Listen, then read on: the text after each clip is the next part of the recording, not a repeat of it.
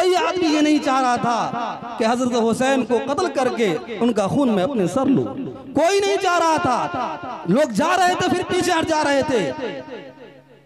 बिलाखिर शमर ने जब देखा कि मामला इस तरह का है, उन्होंने ये हुक्म दिया कि सारे लोग इकट्ठे हमले करो। चुनांचे इकट्ठा हजरत इमाम हुसैन रज़ी अल्लाह ताला अन्हु को पर हमला किया गया और हमला करके हजरत इमाम हुसैन रज़ी अल्लाह ताला अन्हु को शहीद कर दिया गया। इन्ना लिल्लाहि व इन्ना इलैहि राजिऊन। मेरे मोहतरम बुजुर्गों, दोस्तों, हजरत इमाम हुसैन रज़ी अल्लाह ताला अन्हु का धर जमीन पर पड़ा हुआ है और अमर बिन सईद यजीद बिन खौला बिन यजीद को यह हुक्म देता है कि उसके सर को काटो, उसके सर को जुदा करो। लेकिन वो जो ही आगे बढ़ता है और थरथरा के पीछे हट जाता है, उसके हाथ कांपने लगते हैं।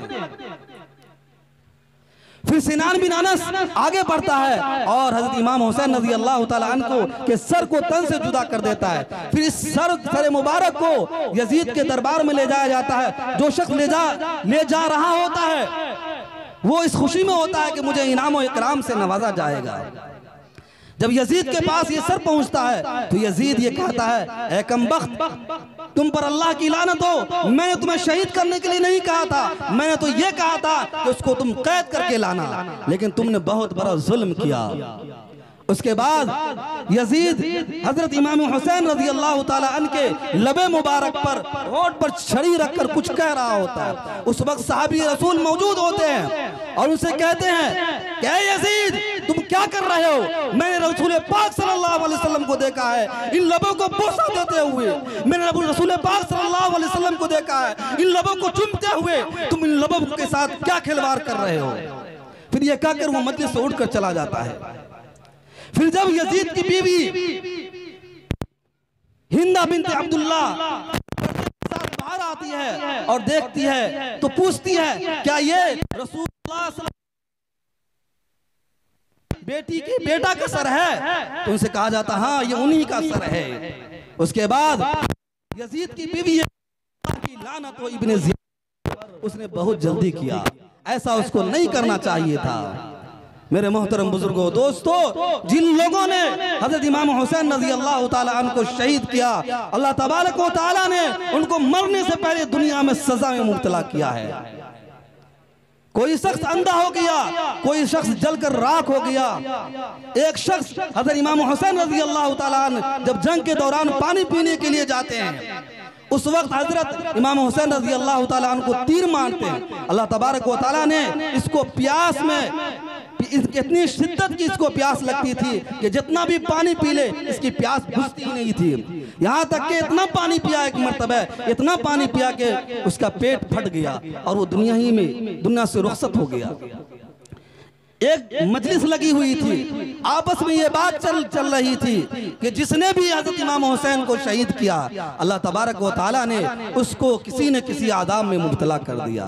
एक शख्स ने कहा, मैं भी तो उसके कत्ल में शरीक था, मेरे साथ तो कुछ भी नहीं हुआ। ये शख्स उस मजलिस से उठा, जो ही अपने घर गया, उसके घर में डिबिया के जरिए, बत्ती के जरिए उसके कपड़े में आग लगी, जो ही उसका पूरा बदन जल गया, वो जलकर खाक हो गया, जलकर राख हो गया। एक शख्स जिन्होंने हजरत इमाम हुसैन रज़ी अल्लाह ताला अन्हु के सर मुबारक को अपने घोड़े में लटका कर घुमाया था, अल्लाह तबारक व तआला, ये शख्स जो था बहुत ही हसीन व जमील, निहायत ही खूबसूरत था। अल्लाह तबारक व तआला ने इसके चेहरे को बिल्कुल काला और सियाह कर दिया। लोगों ने इनसे पूछा कि तुम्हारे साथ ऐसा कैसे हुआ? तो उसने कहा कि मैं हजरत इमाम हुसैन को शहीद करने में शरीक था, इसलिए अल्लाह तबारक व तआला ने हमारे साथ ऐसा मामला किया। अल्लाह तबारक व तआला से हमें दुआ करनी चाहिए कि हजरत इमाम हुसैन रज़ी अल्लाह ताला अन्हु ने जिस तरह जंग के दौरान भी उन्होंने नमाज नहीं छोड़ी, न मस्जिद में न बैतुल्लाह की दीवारों के साए में, नमाज इश्क अदा होती है तलवारों के साए में। उन्होंने ये पैगाम दिया कि नमाज किसी भी हाल में माफ नहीं है। अगर इंसान खड़ा होकर नहीं पढ़ सकता है तो इंसान बैठकर नमाज पढ़े, अगर बैठकर नमाज नहीं पढ़ सकता है तो लेटे लेटे नमाज पढ़े। लेकिन हमारा क्या हाल है कि आज हम नमाज पढ़ते सिर्फ जुमा ही जुमा।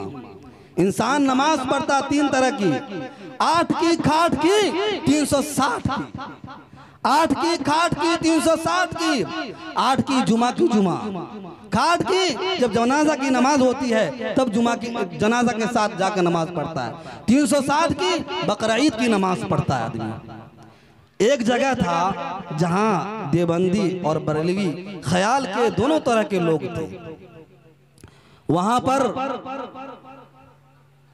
ईद की नमाज की बारी आई, उनके ख्याल के लोगों ने कहा कि हमारे इमाम ईद की नमाज पढ़ाएंगे, और देवबंदी ख्याल के लोगों ने कहा कि हमारे इमाम ईद की नमाज पढ़ाएंगे। इस तरह तू मैंने होने लगी।